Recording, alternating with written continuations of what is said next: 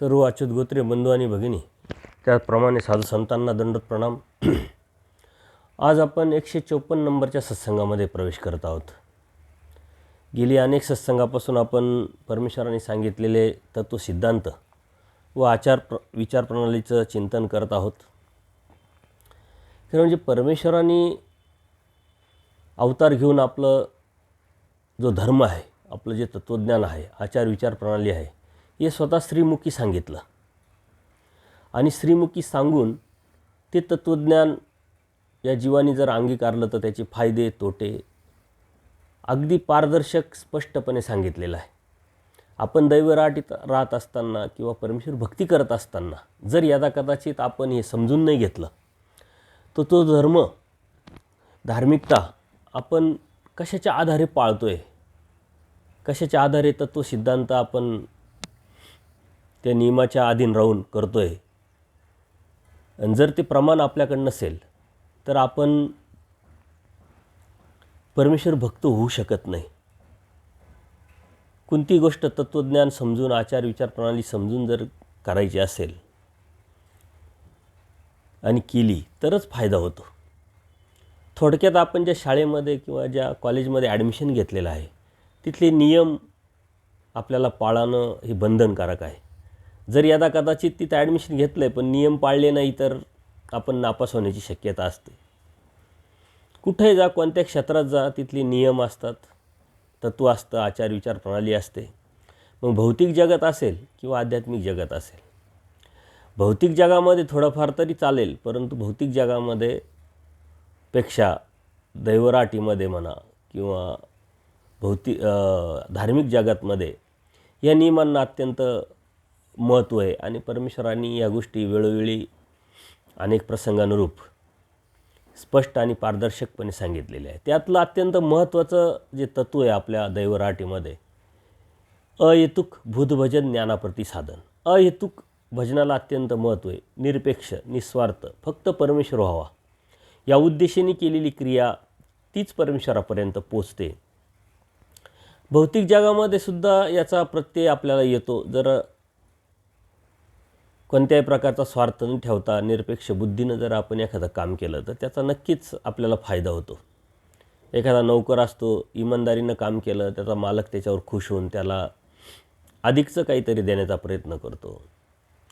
आपणही एखादं काम करत असताना कोणत्या प्रकारचा स्वार्थ न ठेवता आपलं म्हणून जर केलं तर त्याच्यात नक्कीच फायदा होतो. म्हणजे भौतिक जगामध्ये हे आपल्या अनुभूती प्रचिती आलेल्या असतात, पण आध्यात्मिक जगाचं हे मूळ तत्त्व आहे. आणि जर ते आपण नाही पाळलं तर आपण त्या आध्यात्मिक जगामध्ये राहत असताना दैवराटीचे किंवा परमेश्वर भक्त ठरू शकत नाही.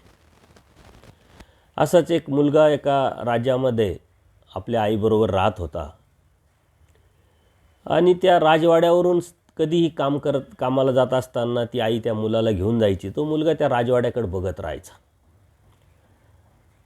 अत्यंत तल्लीन, एकाग्र होऊन उत्सुकतेने त्या राजवाड्याकडे तो बघत असताना आई त्याला विचारायची की तू काय बघतोय. तर त्यांनी सांगितलं का हा राजवाडा इतका सुंदर आहे, त्याचा राजा किती सुंदर असेल, तो राजा मला बघायची इच्छा आहे, त्याच्याशी बोलण्याची इच्छा आहे. आता त्या आईला आपला आवाका माहीत होता, आपली मर्यादा माहीत होती. आपण सर्वसाधारण मजूर, कधी राजाची भेट होईल आणि कधी याला दर्शन होईल, कधी राजा याच्याशी बोलेल. त्यामुळं ती कोणत्या प्रकारचं आश्वासन न देता त्याला समजावते आणि दररोज हा नित्यक्रम चालू असतो. पण त्याच्या मनामध्ये तिची उत्सुकता असते. तो हळूहळू मोठा होतो. ती चिकित्सा, ती उत्सुकता मनात ठेवून, ते स्वप्न मनाशी बाळगून आपलं जीवनमान जगत असतो. एक दिवशी त्याच्या घरी, त्याच्या राज्यामध्ये एक साधू येतात आणि त्याच्या बालमनाने एक विचार केला की साधू संत जे असतात ते खरे बोलतात किंवा आपली जी इच्छा आहे त्यांच्याकडे जर व्यक्त केली, आपली जी अडचण आहे त्यांच्याकडे जर उक्त केली तर ते आपल्याला उपाय सांगतील, अन्यथा त्यावरती मार्गदर्शन करतील. म्हणून तो मुलगा त्या बाबांकडे जातो. त्या साधूंना पण उत्सुकता वाटते. अनेक लोक येतात, काहीतरी सांगतात, काहीतरी मागतात. हा बालक आहे, निष्क्रिय, कोणत्या प्रकारची त्याच्या चेहऱ्यावरती स्वार्थतेचा भाव नाही आहे. हा काय मागण्यासाठी आला असेल, आपल्याला काय सांगण्यासाठी आला असेल. म्हणून त्या बालकाला ते जवळ बोलावतात, बसावतात आणि विचारतात की तू कशासाठी आला आहे. मग त्यांनी त्याच्या मनातली ती व्यथा आहे ती सांगितली की मी लहानपणापासून ह्या राजवाड्याच्या समोरून जात असतो. आईला बऱ्याच वेळा विचारलं का मला राजाला भेटायचं आहे, राजाशी बोलायचं आहे, परंतु आई कधी उत्तर देत नाही, मला उलट समजावते आणि घेऊन जात असते. मी तुमच्याकडे त्या अपेक्षेने आलेलो आहे की माझं कधीतरी त्या राजाशी बोलणं होईल का, दर्शन होईल का. ते साधू संतांना पण आता विचार पडला, साधूंना पण विचार पडला, परंतु ते एक तत्त्व सांगतात. ते जे अध्यात्मातलं तत्त्व आहे ते त्याला ते सांगतात की त्या राजवाड्याचं काम चालू आहे, त्या कामावरती तू जा. अगदी निस्वार्थपणे ते काम करायला सुरुवात कर, मन लावून सुरुवात कर, आपलं म्हणून कर. आणि त्याच्या बदल्यात कोणत्या प्रकारची जी मजुरी असते, जे लोक राजे देतात इतरांना, ती तू घेऊ नको. कारण आपल्या कामाचा कधी मोबदला आपण घेत नसतो. तशा पद्धतीने तू आपलं म्हणून जर केलं तर तुला मोबदल्याची गरज नाही किंवा तू घेऊ शकत नाही. अशा पद्धतीने तू जा. हा तुझ्या प्रश्नाचं किंवा याचं उत्तर नाही आहे, परंतु त्याच्यावरती उपाय आहे. पुढे जाऊन तू प्रयत्न कर, पुढे जाऊन 1% दैवावरती विश्वास ठेव आणि नशिबावरती सोडून तुला जे सांगितले ते तू कर. तो मुलगा तसाच करतो. सकाळी उठतो, आईला सांगतो मी कामावर चाललो आहे, परंतु माझ्याकडून काही अपेक्षा करू नको. आईला मुलाकडून काही अपेक्षा नसते कधी, कारण आईचं प्रेम ते नैसर्गिक परमेश्वराने सांगितलं आहे. निरपेक्ष प्रेम ही फक्त आईच मुलावर करू शकते. तशा पद्धतीनं तो मुलगा त्या कामावरती जायला लागतो. दिवसभर काम केल्यानंतर अत्यंत मन लावून आपलेपणाने तो काम करतो, इतरांपेक्षा जास्त काम करतो. तिथलं जे असलेला जो अधिकारी आहे राजाचा, तो पण बघतो, त्याच्या पण लक्षात येतं, परंतु त्याला वाटतं हा पहिलाच दिवस आहे, तरुण मुलगा आहे. ज्यावेळेस संध्याकाळी सर्वांना मजुरी देण्याची वेळ येते तेव्हा तो मुलगा म्हणे मी पैसे घेणार नाही, मी आपलं म्हणून कामावरती आलेलो आहे आणि आपलं म्हणून मी काम करणार आहे, मला मजुरीची आवश्यकता नाही. आणि आपल्या माणसांकडून आपल्या कामाची कुणी मोबदला घेतं का, अपेक्षा करतं का. अशा पद्धतीनं तो दररोज यायचा, ते काम करायचा, इतरांपेक्षा जास्त करायचा, अत्यंत तल्लीन होऊन. त्या अधिकाऱ्यांना पण आश्चर्य वाटायचं, परंतु नाविलाज होता. त्या मुलांनी इच्छा व्यक्त केली होती. ते दररोज यायचा, काम करायचा, आपलेपणाने काम करून निघून जायचा. असं बोलता बोलता 2 महिने होऊन गेले आणि राजा एकदा सहजच काम कुठपर्यंत आलं आहे, कसं चाललं आहे हे बघण्यासाठी फेरफटका मारायला येतो. फेरफटका मारायला आल्यानंतर तो सर्वांवरती नजर टाकतो. त्या मुलावरती त्याची नजर जाते. आपलेपणाने अत्यंत आत्मीयतेने तो मुलगा ते काम करत असतो आणि त्या राजाला त्या मुलाविषयी एक उत्सुकता निर्माण होते. म्हणून तो प्रधानाला विचारतो की हा मुलगा खूप आपलेपणाने, उत्सुकतेने, तल्लीनतेने काम करतोय, तर इतरांपेक्षा याला मजुरी थोडी जास्त देत चला. तो प्रधान सांगतो की राजेसाहेब 2 महिने झाला हा मुलगा कामावर येतो, अगदी अशाच पद्धतीनं काम करतो, इतरांपेक्षा जास्त काम करतो, सर्वांच्या अगोदर येतो, सर्वांच्या लेट जातो आणि मजुरी मात्र घेत नाही. त्यांनी पहिल्या दिवशी आम्हाला सांगितलं की मी आपलं म्हणून काम करतो आहे आणि आपल्या माणसांकडून आपल्या कामाची काही मोबदला घेतला जात नाही, म्हणून मी पण घेणार नाही. त्या राजाला पण आश्चर्य वाटलं. मग त्या राजा त्या मुलाला बोलवतो, त्या मुलाशी बोलतो आणि त्या मुलाशी बोलल्यानंतर त्या मुलाला भरून पावल्यासारखं होतं आणि मग तो राजाच्या पाया पडतो आणि सांगतो की महाराज, माझी एक इच्छा होती, एक ख्वाहिश होती,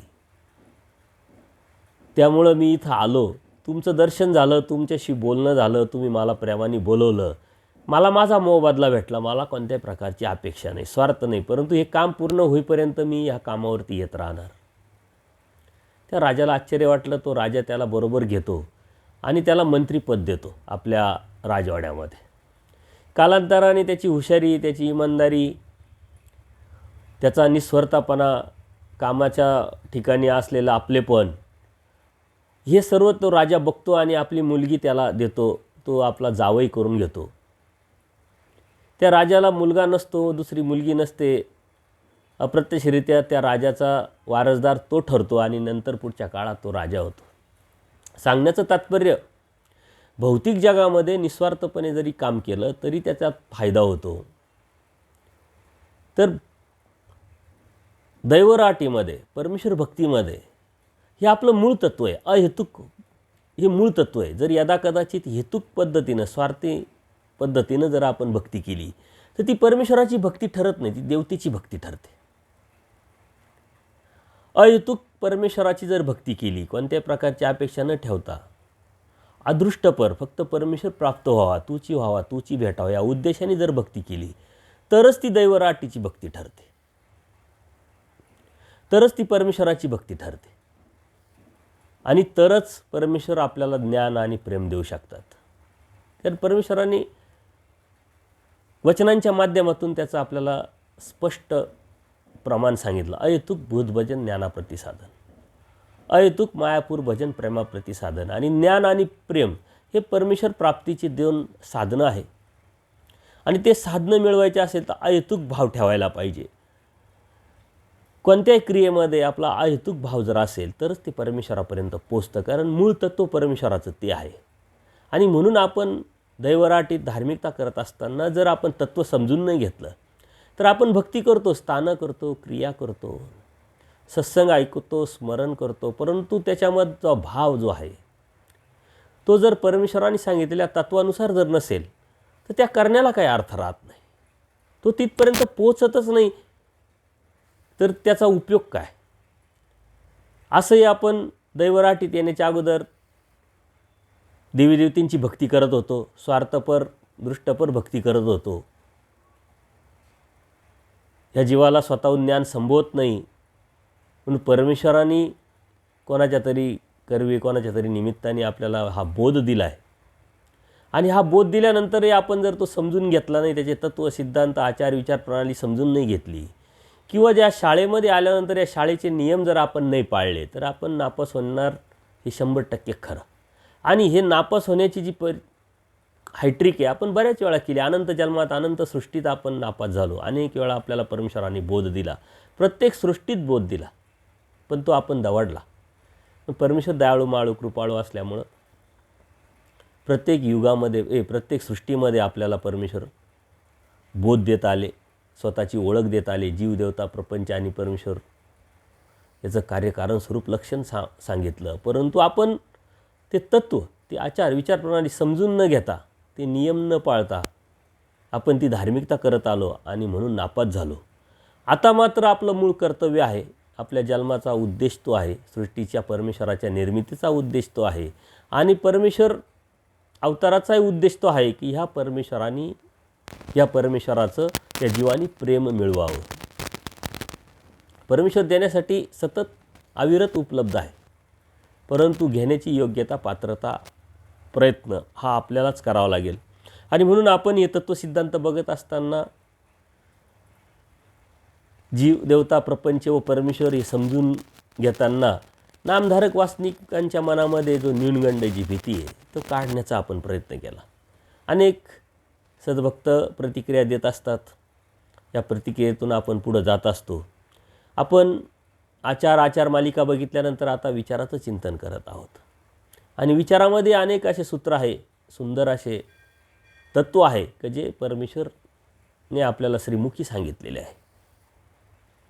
परमेश्वराने स्वतः अवतार घेऊन हे तत्त्वज्ञान सांगितलं आणि अन्य राटीमध्ये मग वेद असेल, पुराण असेल, उपनिषद असतील, अनेक साहित्य जे आहे ते ऋषीमुनींनी लिहून ठेवलं, ऋषीमुनींनी निर्माण केलेलं आहे. हा इतका मोठा फरक आहे. इथं परमेश्वर स्वतः श्रीमुखी सांगतात आणि तिथं मला आलेला अनुभव मी लिहून ठेवला आणि तोच पुढे पुढे चालत आला. असं ऋषीमुनींचं सर्व उपलब्ध असं साहित्य अन्य राटीमध्ये आहे आणि त्या साहित्यावरतीच आधारित अन्य लोक धार्मिकता करतात. म्हणून त्यात कर्मकांड, विधी, अंधश्रद्धा, कोणत्या प्रकारचा उद्देश नाही, जीव स्वार्थी असल्यामुळं फक्त ते मिळवण्याच्या काहीतरी सुखाच्या अभिलाषेपोटी केलेली ती भक्ती ठरते. परंतु आपण भाग्यवान आहोत की आपल्याला यावरती उठून याच्या बाजूला, याच्या पलीकडचं काय आहे हे सत्य आपल्याला उमगलं, समजलं आणि परमेश्वर कृपेने आपल्याला ते जाणवलं. परंतु ते टिकवण्याचं, ते वाढवण्याचं आणि ते तत्त्वसिद्धांत स्वीकारून ते पाळण्याचं सर्वस्वी कर्तव्य आपलं आहे. आणि ते जर पाळलं तरच आपल्याला त्याचा फायदा होईल. अन्यथा अनेक जन्म गेले, आनंद सुट्ट्या गेल्या, त्याप्रमाणे आपला हा जन्मही वाया जाईल. आणि म्हणून आपण हे तत्त्वसिद्धांत बघत असतो.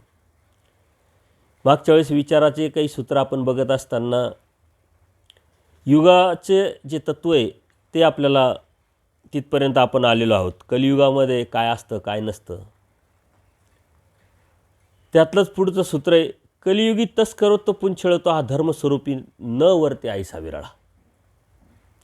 ढोरेश्वराला दायंबांना हे सूत्र सांगितलेलं आहे. कारण दायंबा हे वेश्यागमन करून आले आणि त्याचं प्रायचित्त म्हणून त्यांना ते दुःख झालं किंवा पश्चाताप झाला म्हणून त्यांनी क्षौर केलं. आणि मग परमेश्वरांनी त्यांना समजावण्याच्या उद्देशाने हे सूत्र सांगितलेले. त्याचप्रमाणे पारगाव येथे जोगेश्वरीला चौकामध्ये मोरीमध्ये एक व्यापारी लपून बसला. कारण त्याच्यावरती व्यभिचाराचा आळा आला होता आणि सारे गाव त्याला मारण्यासाठी त्याच्या पाठीमागे धावत होते. तो लपला, मग परमेश्वराला शरण आला. परमेश्वराला सर्व सांगितल्यानंतर मग परमेश्वरांनी त्याला सांगितलं की मी तुला अभय देतो, तू जा, तुझ्या गावी जा, तिथं काही पावडे टिकाव असेल तर घेऊन ये, इथं काही व्यापार करायचा आहे. तो म्हणे देवा मला ते मारतील. म्हणे नाही मारणार, जा तू. तो परत जातो. ते गाव बघतात, गावातले लोक बघतात की अरे हा परत आला, याचा अर्थ यांनी काही केलेलं नसेल. त्यांच्या मनामध्ये जो संभ्रम होता, त्याच्याविषयी गैरसमज होता, तो निघून जातो. आणि मग तो त्याच्या आईला सांगतो सर्व हकीकत. ते पावडे टिकाव घेऊन गेल्यानंतर परमेश्वराला तो विनंती करतो आणि आपल्या घरी आणून त्यांच्या ठिकाणी क्रिया करतो. यावेळेस परमेश्वराने सूत्र सांगितलं आहे का कलियुगामध्ये तस्कर होतो म्हणजे चोरीची भावना मनात कधीतरी केव्हा तरी कुठंतरी प्रत्येकाच्या मनात एक चोरीचा म्हणजे एक अभिलाषा, लालच निर्माण होतेच होते. असा कोणी नाही आहे का मग तो नामधारक असेल, वासनिक असेल, साधुसंत असतील, अन्य असतील, दैवराटीचे असतील, असं कोणी नाही आहे ह्या जगामध्ये की त्याच्या मनामध्ये चोरीचा भाव आला नाही किंवा चोरीची इच्छा व्यक्त झाली नाही. मग त्या चोरीमध्ये लालच असेल, स्वार्थ असेल, काही मिळवण्याची इच्छा असेल, अभिलाषा असेल, अनेक प्रकार असतात. आणि आपणही आत्मचिंतन, आत्मपरीक्षण केलं तर आपल्या जीवनामध्ये आपण या गोष्टी केलेल्या आहे. परंतु दाखवण्याचा, आपण सांगण्याचा आवाज आणतो की मी तसा नव्हे, मी तो नव्हे. परंतु आपण आपल्यापासून आणि आपण आपलं ते परमेश्वरापासून कधीही लपू शकत नाही. म्हणून आपण आपल्याशी तरी प्रतारणा न करता इमानदारी ठेवावी. आपण आपल्याला तरी कबुली द्यावी. ती आपण आपल्याला दिलेली कबुली ही परमेश्वरापर्यंत पोचते. आणि तसं न करण्यासाठी आपण सतत प्रयत्न करत राहावा. परत पुंछळत्व जे आहे की परश्रीगमन जरी यदा कदाचित कोणी केलं नसेल किंवा कसा योग आलेला नसेल, परंतु मनामध्ये मात्र या भावना प्रत्येकाच्या येत असतात. स्त्रीच्या मनात पुरुषाविषयी, पुरुषाच्या मनात स्त्रीविषयी. ही समाधान जी प्रवृत्ती आहे ती कधीही नसते. कारण कलियुगामध्ये विषयराम असतात सर्व आणि त्याच्यामुळे ती भावना येत असते. पतिव्रता हा धर्म कलियुगामध्ये वर्तत नाही असं सूत्र येऊन पण गेलेले आहे अगोदर. आणि त्याच उद्देशाने परमेश्वराने त्यातलं जे मर्म हे सांगितलं आहे का कधीतरी केव्हा तरी हजार वेळा आपल्या मनामध्ये ते भाव येत असतात. म्हणून असा नाही, असा विरळ. म्हणून आपल्याकडून कळत न कळत कधीतरी काही या गोष्टी चुका होत असतात. तर त्यावेळेस आपण सावध होऊन प्रायचित्त करून परमेश्वराकडे माफी मागून आणि परमेश्वराला कबुली देऊन इथून पुढे आपल्याकडून ते होणार नाही याची आपण काळजी नक्कीच घेतली पाहिजे. आणि जर यदा कदाचित आपण ते लपवत असलो आपल्या मनापासून, आपल्या परमेश्वरापासून, तर ते काठीण्य निर्माण होऊन त्याविषयी आपल्याला कोणत्या प्रकारचा जे दुःख आहे किंवा संवेदना आहे त्या होणार नाही. आपण गुळगुळीत होऊ, आपल्यामध्ये काठीण्य निर्माण होऊ आणि आपण धर्मावरून जाण्याची शक्यता असते. म्हणून नामधारक वासनिकांना या गोष्टीला बऱ्याच वेळा तोंड द्यावं लागतं. त्याच्यासाठी एक सावधानता बाळगणं, त्याच्यावरती संयम ठेवणं, मनावरती, विचारावरती, हाच त्यावरती उपाय आहे. आणि परमेश्वरांनी तत्वसिद्धांत सांगत असताना नामधारक वासनिकांची परी पण सांगितलेली आहे का रस्त्यावर पडलेला कवडासुद्धा तुम्ही घेऊ नये, तीसुद्धा अपेक्षा ठेवू नये. एवढा सूक्ष्म आचार नामधारक वासनिकाचा आहे, तर साधू संतांचा किती मोठा आचार असेल आणि तो असतो हे आपण बघतोय, चिंतन करतोय. पण यातूनही आपण विषय व्यवस्था केलेली आहे की हे आचार विचाराच्या संदर्भात आपल्या मनामध्ये जी गैरसमज आहे, जो न्यूनगंड आहे, जी भीती आहे, ती काढून आपल्याला ही जिथं आहे तिथं ही आचारप्रणाली कशी पाळता येईल आणि परमेश्वराचं ना आपलं जे नातं आहे अधिक दृढ करून त्यांच्यातला जो अंतर आहे ते कसं कमी करता येईल हे आपण बघतोय. आणि म्हणून या सूत्रांकडे त्या पद्धतीनं जर आपण बघितलं तर आपल्याला ते खूप काही सांगून जातात. असं काही नव्हे की विशिष्ट व्यक्तीला ते सूत्र सांगितलं आहे, परमेश्वरांनी साधकाला सांगितलं आहे. आणि नामधारक हा सुद्धा साधक आहे, वासनिक हा सुद्धा साधक आहे. ही वेळोवेळी मी सांगत आलो. तर पहिलीतला विद्यार्थी असतो, 10वीतला विद्यार्थी असतो, त्याला त्याच्या अवस्थेनुसार त्याचा अभ्यास, त्याची परीक्षा, त्याचा अभ्यासक्रम हे सर्व दिलेलं असतं. म्हणून नामधारक वासनिकांनी आपला अभ्यासक्रम काय आहे दैवराटीमधला, आपण तो कसा सोडवला पाहिजे हे जर समजून नाही घेतलं तर दैवराटीत येऊन परमेश्वराने एवढी मोठी बोधाचं जे दातृत्व केलेलं आहे त्याचा काही उपयोग होणार नाही. सत्संग घेत असताना, बाहेर फिरत असताना या असे अनुभव मला बऱ्याच वेळा येतात की 10 वर्ष झाले, 5 वर्ष झाले, 25 वर्ष झाले उपदेश घेऊन, का आणि कशासाठी धार्मिकता करतोय हे आपल्याला लक्षात येत नाही. मागे एक असंच प्रतिक्रिया आली एका सद्भक्ताची का मला पारायण करायचं आहे, कारण अनेक सत्संगामध्ये मी सांगत आलो, तर मला पारायण करायचं आहे, मी कशाचं पारायण करावं आणि कधी करावं, आठवड्याभर करावं की आठवड्यातले 1 दिवस करावं का 2 दिवस करावं, सकाळी करावं का संध्याकाळी करावं, आंघोळ करून करावं, कोणत्या दिशेला तोंड करून करावं, हे प्रश्न सत्संग ऐकल्यानंतर जरी निर्माण होत असतील आणि उपदेश घेतल्यानंतर जर निर्माण होत असतील तर याचा अर्थ तुम्ही दैवराटीचे नाही, परमेश्वर भक्ताचे नाही. परमेश्वर भक्त होऊच शकत नाही. परमेश्वर म्हणता हे एक विधी अनुष्ठान, एक भाव अनुष्ठान, हे विधी भावातीत अनुष्ठान. एक धर्म आहे तो विधीचा आहे, एक धर्म आहे भावाचा आहे, हे देवतेचे धर्म आहे.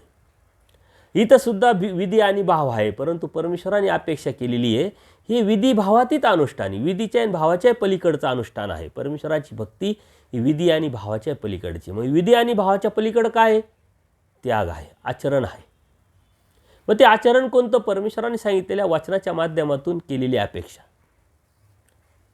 ते तत्त्वज्ञान आज आपण समजून घेतोय. सत्संग ऐकायचं आणि असे प्रश्न जर येत असतील तर ते सत्संग आपण न ऐकल्यासारखेच, एक टाईमपास म्हणून कधीतरी लावलं, ऐकलं, हां झाला 154 सत्संग झाला, 153 सत्संग झाला. अहो पण त्यातून घेतलं काय? मी सत्संग सांगतोय, करतोय, तुमच्यापर्यंत पोहोचवण्याचा प्रयत्न करतोय, परंतु ना मला तुम्हाला समजावता आलं ना तुम्हाला ते समजलं तर माझ्या घेण्यालासुद्धा काही अर्थ नाही. मी सत्संग घेत असताना मी मला सांगत असतो, मी माझं आत्मचिंतन करत असतो, पण त्यातून मलाही काही जर भेटलं नाही तर त्यालाही काही अर्थ नाही. आणि म्हणून का आणि कशासाठी हे प्रश्न सतत आपल्या मनाला आपण विचारले पाहिजे आणि त्यातूनच आपण उभं राहिलं पाहिजे. प्रतिक्रिया खूप येतात, काही हास्यास्पद असतात, काही खरोखर विचार करण्यासारख्या असतात. पण प्रश्न आहे ते पडले पाहिजे, विचारले पाहिजे, पण त्यात खोलात जाऊन त्याचं पुढं पूर्णपणे उत्तर मिळवण्याचा प्रयत्न पण केला पाहिजे. एक न्यूनगंड असतो, भीती असते, मी का विचारू, कसं काय विचारू, विचारलं तर लोक मला हसणार तर नाही, काही बोलणार तर नाही, अपमान तर होणार नाही. परंतु जर विचारलं नाही तर तो प्रश्न हा प्रश्नच राहील, त्यातून आपण बाहेर पडू शकत नाही. म्हणून परमेश्वराच्या धर्मामध्ये प्रश्नांना कोणत्याही प्रकारचं वावडं नाही. अन्य लोकांमध्ये खूप वावडं आहे. धर्म म्हटलं का श्रद्धा, तिथं प्रश्न उत्तर, चिकित्सा, शंका या विचारायच्या नसतात. पण याच्या उलट इकडं आहे, दैवराटीमध्ये सर्वात जास्त शंका, प्रश्न विचारायचे असतात. जीव चिकित्सक, परमेश्वराने स्पष्ट सांगितलं, ती चिकित्सा केली पाहिजे, परंतु ती चिकित्सा करून तो प्रश्न तडीस जाईपर्यंत त्याच्या पाठलाग आपण केला तरच आपल्याला त्यातून उत्तर भेटेल आणि आपण या दैवराटीचे किंवा परमेश्वर भक्त ठरू शकतो. पुढचं सूत्र आहे कलियुगी जन्ममात्रे चौकडी नरक. कलियुगामध्ये जन्मात आल्याबरोबर चौकडीचं नरक प्राप्त होतं. चौकडीचं नरक म्हणजे 60 लाख वर्ष. आपल्याला 100 वर्षामध्ये 50 वर्ष आपले झोपेत जातात, 10, 15, 20 वर्ष आपले बालपणात जातात, शिक्षणात जातात, अगदी मजेत. राहिलेले 5-25 वर्ष तेही 100 वर्ष जगलं तर ते आपल्याला नकोशी वाटतं. मानव जन्मात येऊन सारे सुख आपल्याबरोबर असताना सुद्धा आपल्याला ते नको वाटतं. कितीतरी विचार आपल्या मनामध्ये येत असतात आणि मग परमेश्वर भक्तीला आपण लागत असतो, स्मरण करत असतो. कारण संकटाशिवाय परमेश्वराची आठवण करणं थोडं अवघड आहे.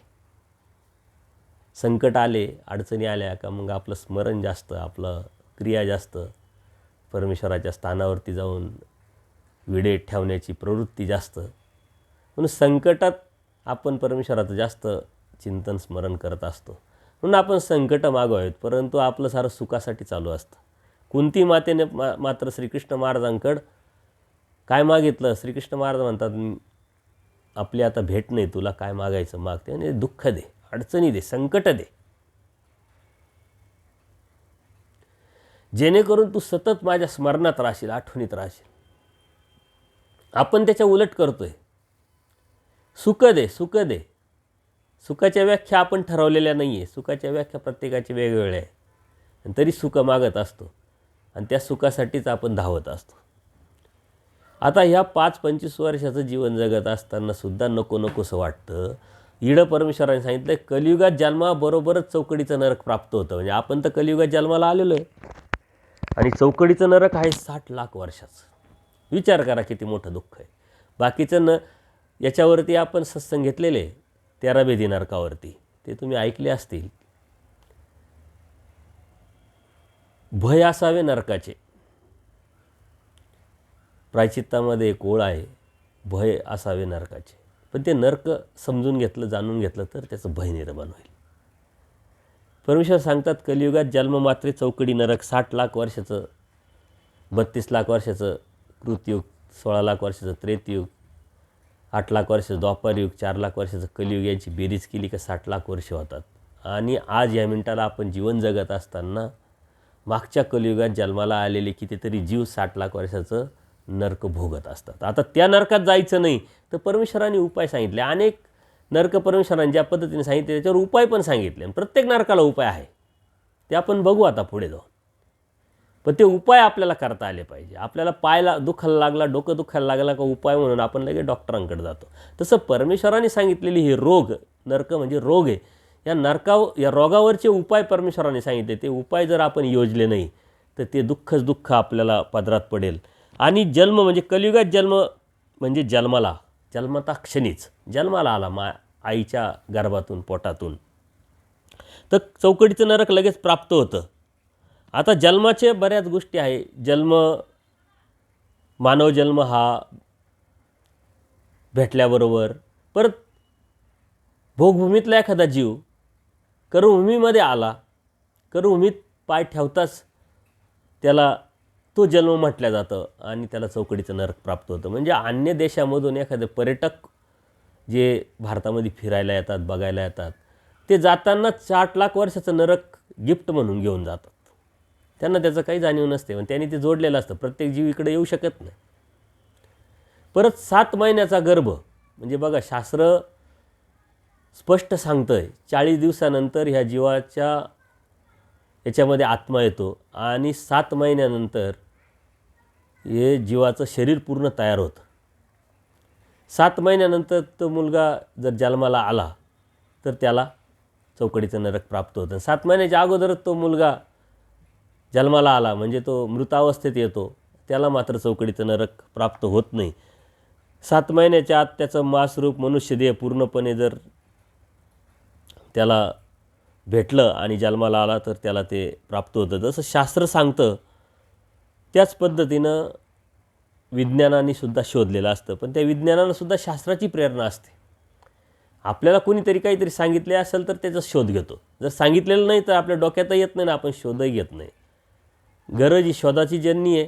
तसं शास्त्र हे सायन्सची प्रेरणा आहे, हे लक्षात घ्या.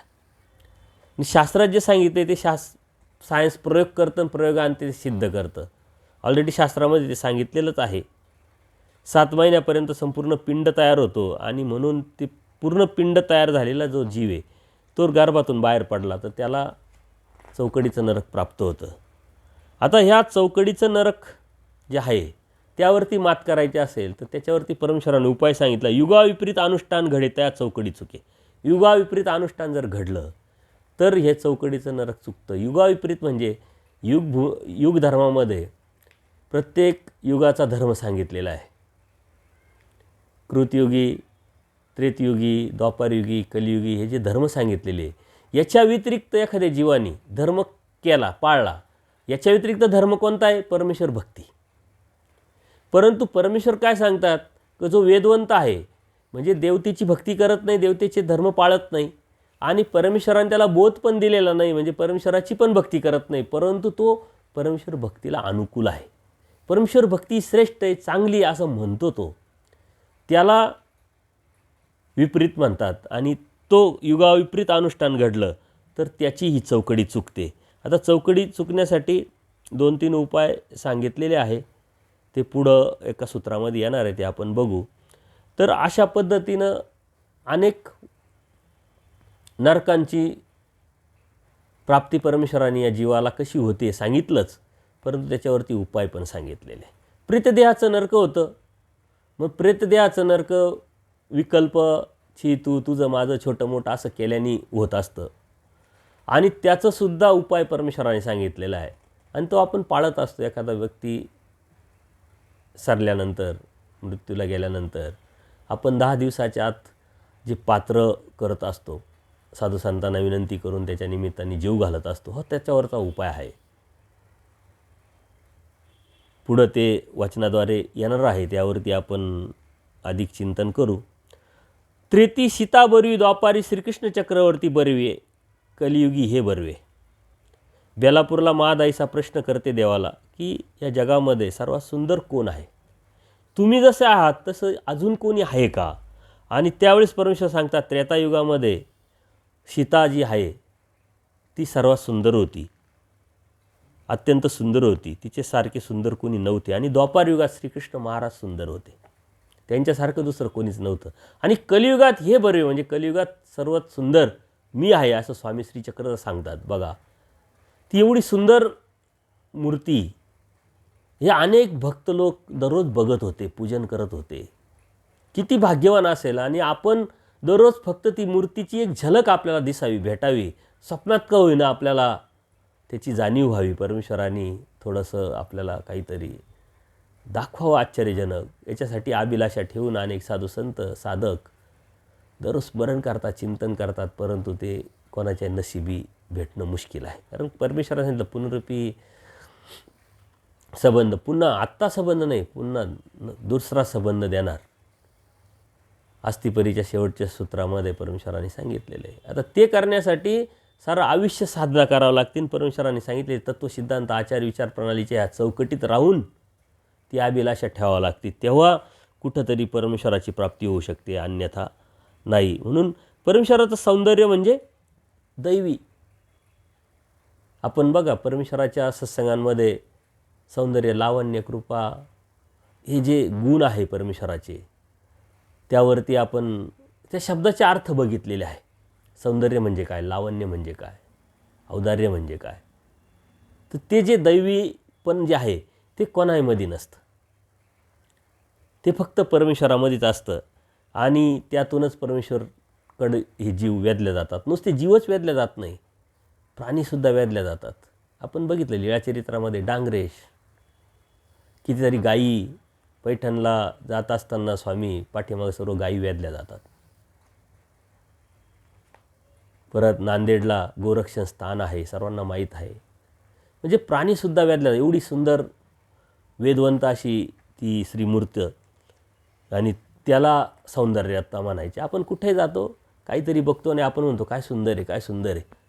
दैवराटीच्या माणसाने ज्याला जाणीव झालेली नाही त्यांनी कोणाला सुंदर म्हणू नये, कशाला सुंदर म्हणू नये, कोणत्या ठिकाणाला नाही, कोणत्या जागेला नाही, कोणत्या व्यक्तीला नाही. कारण कलियुगी परमेश्वर म्हणतात कलियुगी हे बरवे. कलियुगामध्ये सर्वात सुंदर कोण असेल तर परमेश्वर. पण ती जाणीव असायला पाहिजे. काहीतरी कुठंतरी आपण ते म्हणतो तो एक विकल्पच करतोय, येवा पर्याय नाही. परमेश्वर म्हणतात, परमेश्वराला काय पर्याय आहे का? परमेश्वर म्हणतात मी सुंदर आहे म्हटल्यानंतर त्याच्यासारखं कोणीच नाही. असं स्पष्ट सांगितलंय तरी आपण जर इकडं तिकडं म्हणत असेल तर तो एक विकल्पच आहे. परंतु तुमची समर्थवादावरती किती निष्ठा आहे, परमेश्वरावरची जी वस्तू आहे परमेश्वर ही किती तुम्हाला जाणवली, समजली, प्रतीतीला आली, त्यावरती या साऱ्या क्रिया घडतात, क्रिया ठरतात. येथीचे सारखे अन्यत्र अतिपरी येथीचे दैवी ते कॉफी नाही. बघा पुढचं सूत्र आलंच आहे. येथीचे सारखे म्हणजे परमेश्वरासारखं कोणीतरी असू शकतं, नाक, डोळा, कान, जे शरीर जे आहे. परंतु दैवी म्हणजे दैवीपण जे आहे ते परमेश्वराचं कोणामध्ये नसतं, ते फक्त आणि फक्त परमेश्वरामध्येच असतं. पैठण येथे गणपत मठामध्ये स्वामींनी आपल्या प्रवृत्तीनुसार निरूपण करायला सुरुवात केलेली आहे. आता पुढची 1-2 सूत्र त्यावरतीच आहे. सारे भक्तजन बसलेले आहे आणि हे भक्तजनांना परमेश्वर अचानक प्रश्न करतात, येथीच्या सारिके पाठी धावाल. तुम्ही आता खूप माझं पूजन करतात, सेवा करतात, क्रिया करतात, परंतु कोणी जर माझ्यासारखं आलं तर त्याच्या पाठीमागच मी म्हणून धावाल म्हटले. भक्त म्हणे कसं शक्य आहे? म्हणे तुम्ही कसं ओळखाल? महादाईसा म्हणते तुमचं सौंदर्य कोणाकडत नाही आहे. कोणी भक्त म्हणे इथं तुमच्या कानी आहे, आम्ही त्याला बघू. सर्व गप्प झाले. देव म्हणतात असं असू शकतं, सौंदर्य असू शकतं, काही चिन्ह आहे ते पण असू शकतं. मग आचार्यांकडे बघितल्यानंतर आचार्य मात्र अत्यंत ज्ञानयुक्त उत्तर देतात आणि ते म्हणतात आम्ही तुमच्या ज्ञानाने ओळखू, तुमच्या शास्त्राने तुम्हाला ओळखू. आणि हे बघितल्यानंतर सुद्धा देवाने त्यांना निरुत्तर केलं. म्हणे परमेश्वराचं जे ज्ञान आहे ते भक्ताकडं असतं परमेश्वराच्या, आणि आचार्यांना ते लक्षात आलं का अरे बरोबर आहे, भक्ताकडं तर असतंच. मग परंतु मग देवाने लगेच त्यांचं जो संभ्रम अवस्था आहे ती काढून टाकली का भक्त स्वतःला कधी देव म्हणून घेत नाही म्हटले. म्हणून त्यांच्याकडे जरी शास्त्र असेल तर ते स्वतःला देव नाही म्हणून घेणार. म्हणून तुम्ही शास्त्राने ओळखा परमेश्वराला, ज्ञानाने ओळखा. आपण कशाने ओळखतो बघा. परमेश्वराने अशा अनेक सूत्रातून, अनेक लीळांमधून सांगितलेलं आहे की परमेश्वर ओळखायचा आहे, ज्ञानातून ओळखायचा आहे, शास्त्रातून ओळखायचा आहे. आणि आपण जर अभ्यासच केला नाही, ज्ञानच नाही मिळवलं तर तो परमेश्वर आपल्याला कसा ओळखता येईल? पण अभ्यासाशिवाय ज्ञान मोचक, अभ्यासाशिवाय पर्याय नाही. प्रयत्नाशिवाय, कष्टाशिवाय ते शास्त्र आपल्याला होऊ शकत नाही. म्हणून परमेश्वर म्हणतात येथीच्या सारिक्या पाठीमागे धावाल. आणि अगोदर परमेश्वराने तेच सांगितलं माझ्यासारखं कोणीतरी असेल, परंतु माझ्यातलं जे दैवीपण आहे ते कोणामध्ये नाही आहे. आणि परमेश्वराचं दैवीपण काय आहे? ती मूर्ती अत्यंत वेदक, अत्यंत सुंदर. माईंभट 18 पुराण, वेदशास्त्र, सर्व भास्करशास्त्र शिकलेले आणि देवासाठी देवाकडं चर्चा करायला आले, निरुत्तर करण्यासाठी आले. परंतु देवाची श्रीमूर्त बघितल्यानंतर मी कशासाठी आलो हेच विसरून गेले, बघतच राहिले. गायी वेदतात, कुत्रे वेदतात, बेडूक वेदतं, असे प्राणी कितीतरी आहे का जे वेदतात. कितीतरी लोक देवाकडे आले, बघतच राहायचे श्रीमूर्त. मागे सूत्र आलं वैजत्य आणि साजात्य दोन्ही वेद परमेश्वराकडे आहे. म्हणजे जीवाचं पण वेद आणि जे प्राणी मात्र जगात आहे ते सुद्धा परमेश्वर वेदले जातात. आणि आता आपण हे परमेश्वराचं जे दैवीपण आहे समजून घेतलं पाहिजे. आणि येथीच्या सारिके पाठीमागे धावाल या सूत्राचा अत्यंत व्यापकपणे विचार केला पाहिजे. आज आपण तेच करतोय. परमेश्वर यात आहे, परमेश्वर त्यात आहे, भक्ती ती आहे, धर्म तो आहे, तत्वसिद्धांत ते आहे असं समजून न घेता हेच आहे असं आपण मनाने ठरवलं आणि त्याच्यात आपल्याला देव भेटेल का काय असं म्हणून त्याच्या पाठीमागं लागतं. असे कितीतरी विषय. स्थानं करायला जातो, हजारो स्थानं करून येतो. 50 स्थानं केले, 100 स्थानं केले, एका स्थानाची लीळा माहीत नाही, स्थान कसं करावं हे समजत नाही. क्रिया केली, का करावी, कुठं करावी, कशी करावी माहीत नाही, केली क्रिया. आपल्या वर्षभरामध्ये कितीतरी वेळेस आषाढी पौर्णिमा असते, महाशिवरात्री असते, त्यावेळेस देवपूजा सोडल्या जातात. ही परंपरा आहे. त्या देवपूजा करण्यासाठी इतकी लोकांची झुंबड उडते. मेन ठिकाणी रांगा लागतात, 100, 200 गाड्या जातात. इतकी गर्दी देवपूजा करण्यासाठी. ती देवपूजा कशाची आहे, का करायची, त्यातून काय फायदा आणि त्यातली कोणती लीळा आहे काही माहीत नाही. फक्त डोकं टेकवायचं आणि चालायचं. येथीच्या पाठीमागे धावाल. एक सिस्टम असते, एक नियम आहे परमेश्वराने सांगितलेले तत्त्व आहे, सिद्धांत आहे, आचार विचार प्रणाली. तत्त्व जर आपण समजून नाही घेतलं आणि त्या आचारात आपण तो विधी नाही बसवला तर काही उपयोग होणार नाही. साऱ्या दैवराटीतले सर्व देवपूजा एकत्र केल्यानं आपण दररोज ती देवपूजा करत राहिलो तर परमेश्वर होईल का? परमेश्वर कशानं होईल? हे परमेश्वराने सांगितलेले ते समजून घेणं, तेव्हा परमेश्वर भक्तीत बसणं आहे. ते आपले साधनं आहे. आपली योग्यता वाढावी, आपले परमेश्वरावरची जी भक्ती ती दृढ व्हावी, समर्थवादावरती निष्ठा वाढावी याच्यासाठी आहे. पण त्यातच जर अटकलो तर परमेश्वर नाही होऊ शकत. परमेश्वर म्हणता परमप्रीती करा पण विशिष्ट बुद्धी ठेवू नका. परमप्रीती करायला लावली म्हणतो, नामधारक असेल, वासनिक असेल, साधू संत असेल, आपलेपणा, पण विशिष्ट बुद्धी त्यांनाच दैवत्व समजून जर त्यांचीच पूजा अर्चा करायला लागलो आणि ते आहे म्हणूनच आता माझ्याकडं सर्व आहे असं समजायला लागलो तर मात्र देव होणार नाही. विशिष्ट बुद्धी परमेश्वराने स्पष्ट सांगितलं आहे, ठेवू नका. परमेश्वर हा परमेश्वर आहे. परमेश्वराची जागा कोणी घेऊ शकत नाही. गुरु आहे, ते पण जीवच आहे. त्यांच्याकडून मार्गदर्शन घ्यावं, त्यांच्याकडला प्रश्न विचारून आपलं जी ज्ञानाची भूक आहे ती पूर्ण करून घ्यावी. परंतु त्यातच अडकून तेच दैव जर समजून जर आपण पुढं चाललो तर आपल्याला परमेश्वर होऊ शकत नाही. म्हणून युतीच्या पाठीमागे धावायला याचे खूप व्यापक पद्धतीनं आपण विचार केला पाहिजे. आजकाल याचं प्रमाण खूप वाढत चाललं आहे. कोणालाही काही माहीत नाही. कर्मकांड वाढले, विधी वाढला आहे, विषय व्यवस्था करून लोकांपर्यंत या गोष्टी पद्धतशीरपणे पोचवल्या जातात आहे. परंतु धर्म आपला आहे, परमेश्वर भक्ती आपण करतो आहे. आपल्याला परमेश्वर हवा आहे तर आपण समजून घेणं ही आपली ड्युटी, आपलं कर्तव्य. कोणालाही ढकलून उपयोग नाही. आणि जीवाची ती प्रवृत्ती स्वतः अपयशी व्हायचं आणि ते अपयश दुसऱ्यावर ढकलायचं, ही प्रवृत्ती जीवाची. त्यातून आपण बाहेर पडलं पाहिजे. आणि परमेश्वराने या गोष्टी आपल्याला सर्व सांगितल्या आहे, सावध केलेली. परमेश्वर त्रिविधापरी मायापुरा ते स्वीकृती. परमेश्वराचा जो आता परमेश्वराचे सूत्र बरेचसे आहे आलेले पुढं. परमेश्वर या मायेचा जड, अजडची जड याच्या 3 प्रकार आहेत, त्याच्यासहित स्वीकारतात. आणि अवतार कार्य करत असताना परमेश्वर अवताराच्या वेळेस अनेक परमेश्वराच्या पद्धती आहे, प्रकार आहे. आणि त्याचा स्वीकार परमेश्वर का करतात, कशासाठी करतात, जीवासारखं का होऊन येतात, याचं सर्व खोलवर चिंतन आपण परमेश्वर या सत्संगामध्ये कार्यकारण स्वरूप लक्षण बघत असताना केलेलं आहे. की परमेश्वर गर्भ, पती, दवडणे या प्रकाराने अवतार घेतात.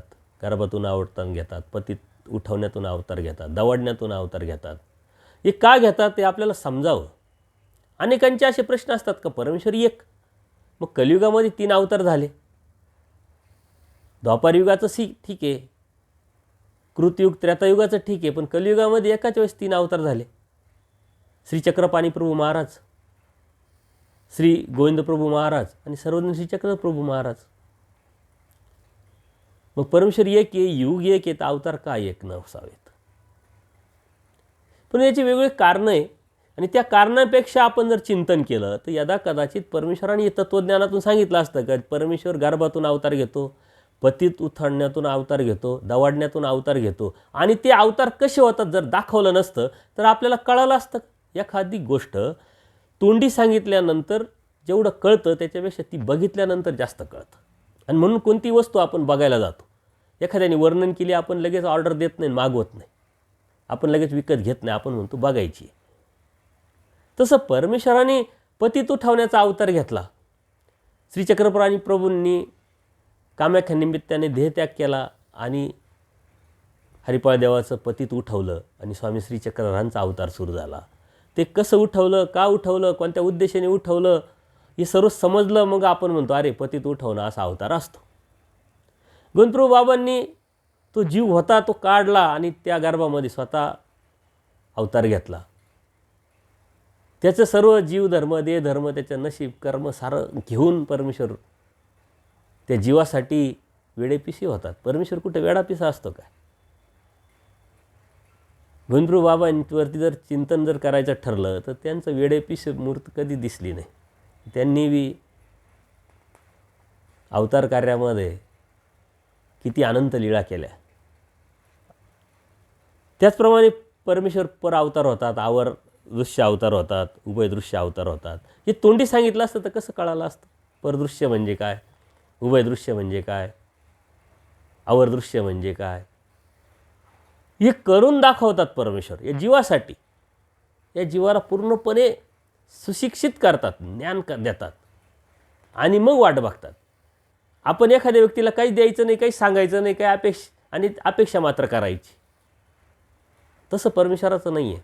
परमेश्वर सर्व काही आपल्याला सांगतात, स्पष्ट, पारदर्शक, अगदी प्रसंगानुरूप, तत्त्वज्ञान प्रसंगानुरूप लीळा करून आपल्याला ते सर्व सांगतात आणि मग परमेश्वर निडावर ते हात ठेवून आपली वाट बघतात. हे आपण समजून घेतलं पाहिजे.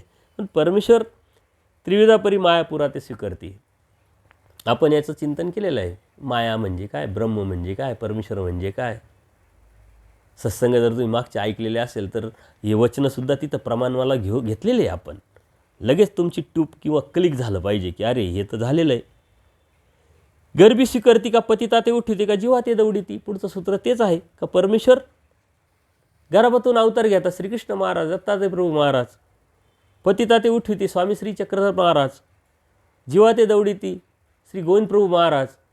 हे आपल्याला लगेच समजून येतं का परमेश्वर कशा पद्धतीनं अवतार घेतात. अन्य लोकांना परमेश्वर कोणी हे माहीत नाही, तेव्हा अवतार कसे घेतात आणि का घेतात आणि कुठं घेतात, कोणत्या प्रकाराने घेतात, काहीच कळत नाही. का कळण्याचं कारण काय की त्यांनी कधी माहिती नाही, पाहिलं नाही. आपण ते अनुभवलं आहे, आपण ते अभ्यास करतोय, बघतोय आणि म्हणून आपण अत्यंत आत्मविश्वासाने परमेश्वराविषयी बोलू शकतो. त्या भक्तीत रमत असताना, करत असताना हे सर्व समजून घेणं म्हणजेच भक्ती आहे. समजून न घेता करता येईल कसं? पण समजून घ्या, नंतर करा. जेवढं समजलं तेवढंच करा. परमेश्वराची खूप मोठी अपेक्षा नाही आहे जीवाकडून. आणि हे आपण आचार मालिका या सूत्रांमध्ये बघितलेलं आहे. खूप मोठी अपेक्षा नाही, छोट्या छोट्या सूत्रातून छोटं तत्त्वज्ञान आणि छोटं अपेक्षा परमेश्वराने केलेली आहे. तो आचार आपण करू शकतो हे आपण जेव्हा बघितलं तेव्हा आपल्या लक्षात येईल का परमेश्वराच्या खूप मोठ्या अपेक्षा नाही, परंतु त्या अपेक्षेसुद्धा आपण बसत नाही. आणि अनेक वेळा अनंत जन्मात अनंत सृष्टीत आपण बसलेलं नाही आहे.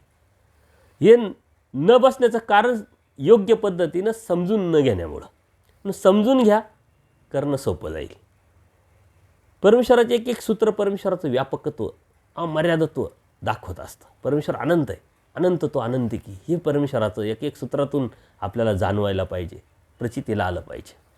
पुढचं सूत्र अशाच पद्धतीचं आहे. देव कच्छ होती, मच्छ होती, देवामध्ये अवतरती, नरामध्ये अवतरती, तिरेच्यामध्ये अवतरती. नरामध्ये अवतारला साता देव वेडा होय, पिसा होय, मुका होय, परी चालता बोलता देव तो दुर्लभ की. देव कच्छ होतात, कासव होतात, मच्छ होतात, मासा होतात, नरामध्ये अवतारतात म्हणजे जीवामध्ये अवतरतात. जीव होऊन उद्धारणाच्या पहिल्याच सूत्रामध्ये परमेश्वराने सांगितले. तिरेच्यामध्ये अवतरतात म्हणजे प्राण्यांमध्ये, जसं मासा, कासव याच्यामध्ये अवतरतात. पण नरामध्ये अवतारला साता देव वेडा होय, पिसा होय, तो कसा आहे असं, पण चालता बोलता देव तो दुर्लभ आहे. तर हे अन्य जे देव कच्छ होती, मच्छ होती, हे जे अवतार आहे ते त्या जीवाला, विशिष्ट जीवासाठी तेवढाच अवतार होऊन त्यांचं कार्य संपुष्टात येतं. परंतु नरामध्ये अवतारलेला जीव, त्यापासून अव्यक्त परमेश्वर व्यक्त होतो, निराकार परमेश्वर व्यक्त होतो, सावे साकार होतो.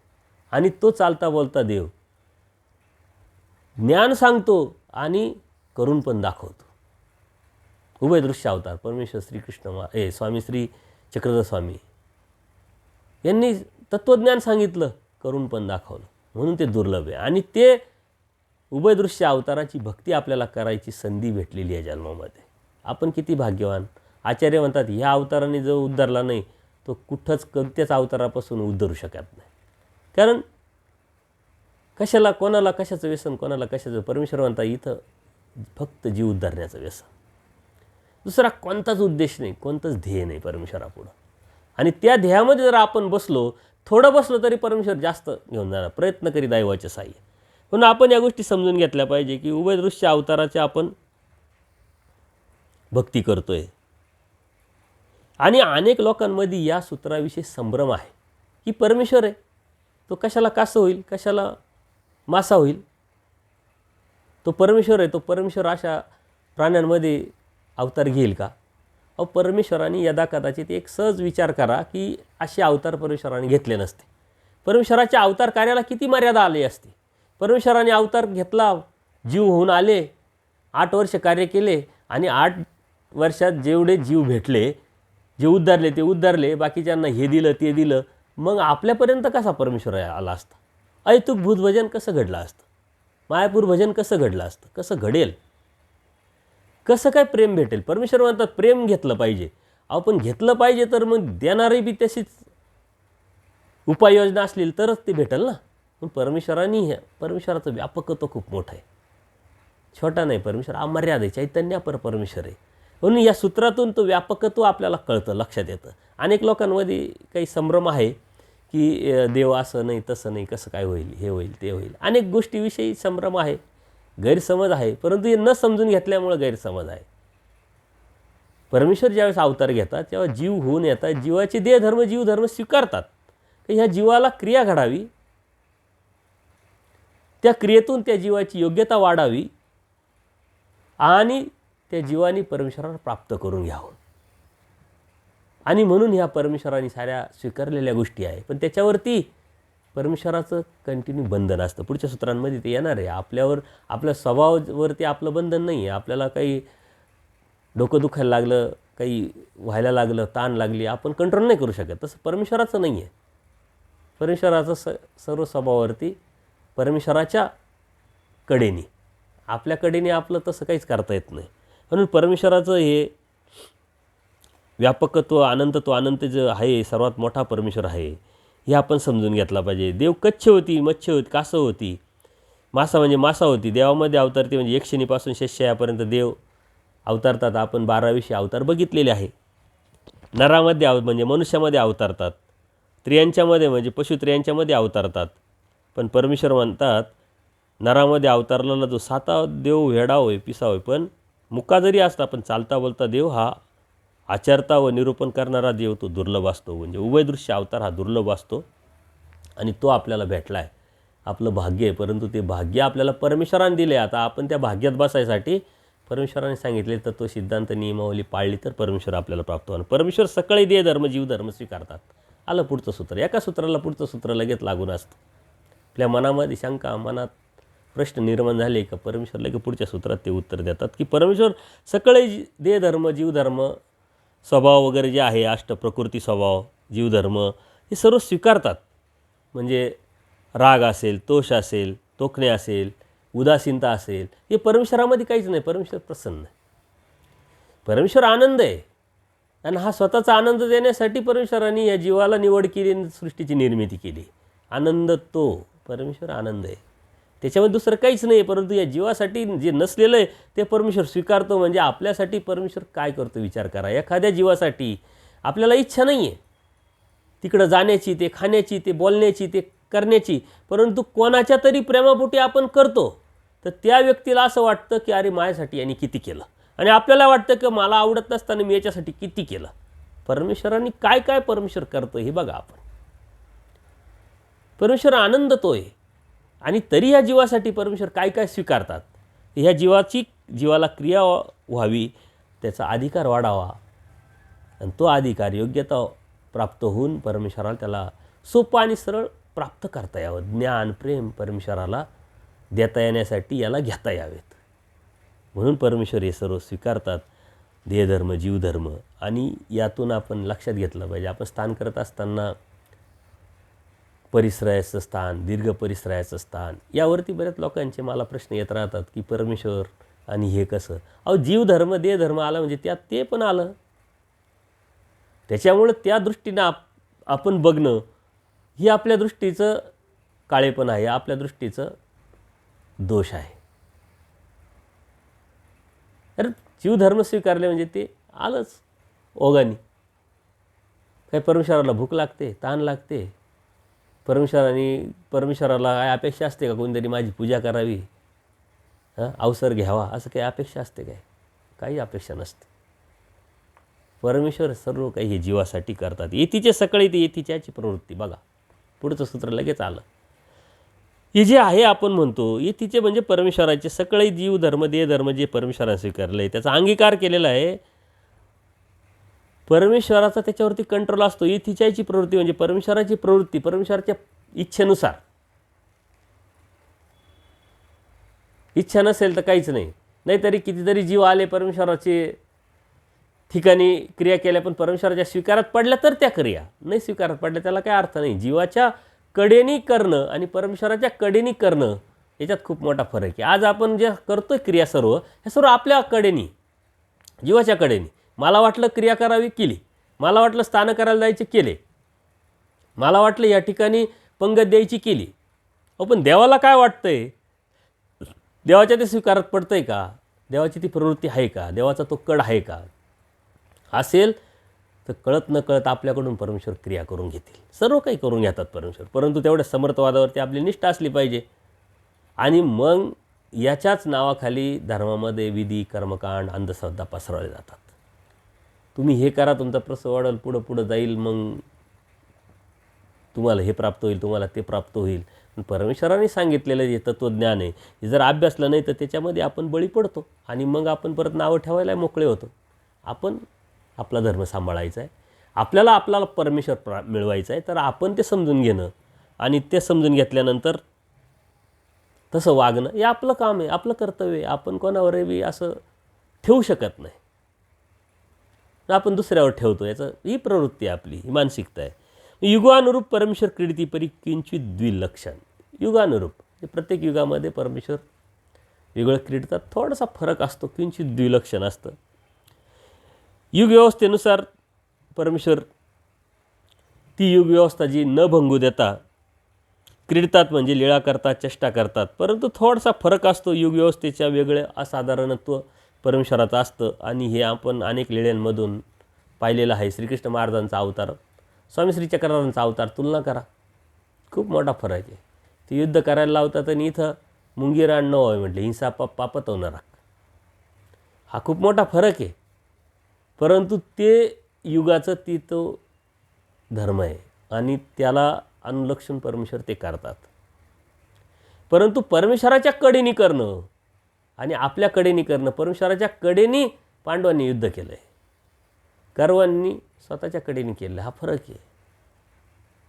आपण आपल्या कडेनी करत राहतो आणि म्हणून स्वीकारात पडत नाही. ना आपण म्हणतो मग किती धार्मिकता करतो, किती स्थानं करतो, किती क्रिया करतो, तरी माझ्या जीवनात असं होतं तसं होतं. अरे तू केलं आहे ते स्वीकारात किती पडलं? परमेश्वराने अपेक्षा केली होती का? परमेश्वराची कड होती का? परमेश्वराची इच्छा होती का? प्रवृत्ती होती का? हे आपण कधीच बघत नाही. परमेश्वराच्या प्रवृत्तीनं या गोष्टी केल्या तर होतं. युगानुरूप परमेश्वर क्रीडतात, परंतु थोडासा फरक अनेक ठिकाणी आपल्याला जाणवतो, तो आपण बघितला पाहिजे. परमेश्वर स्वय ज्ञान शक्ती स्वीकारते का? मायापुरा ते आधी करून स्वीकारते. परमेश्वर ज्ञान परमेश्वराला काही वेगळं घ्यायची गरज नसते. परमेश्वर हेच एक ज्ञान आहे. स्वयं स्वीकारतात, तो अवतार स्वयं स्वीकारतात किंवा मग मायापुराला निमित्त करून करतात. ज्याप्रमाणे आता आपल्याला कड परंपरा आलेल्या आहे. दत्तात्रय प्रभूंकडून स्वामी श्री चक्रपाणी प्रभूंनी ज्ञानशक्ती स्वीकारली, श्री चक्रपाणी प्रभूंकडून गोविंद प्रभूंनी ज्ञानशक्ती स्वीकारली, गोविंद प्रभूंकडून स्वामी श्री चक्रधरांनी ज्ञानशक्ती स्वीकारली. म्हणजे ज्ञान नव्हतं असं आहे का? तसं नाही आहे. मोठ्याने एखाद्याने जेव्हा एखादी क्रिया केली किंवा आचरण केलं ते पुढं ते चालत असतं. ही भक्तीची जी परंपरा आहे, ज्ञानाची जी परंपरा आहे, ती पुढं चालावी म्हणून परमेश्वर अनेक गोष्टी करतात, करून दाखवतात आणि तीच परंपरा पुढं चालत राहते.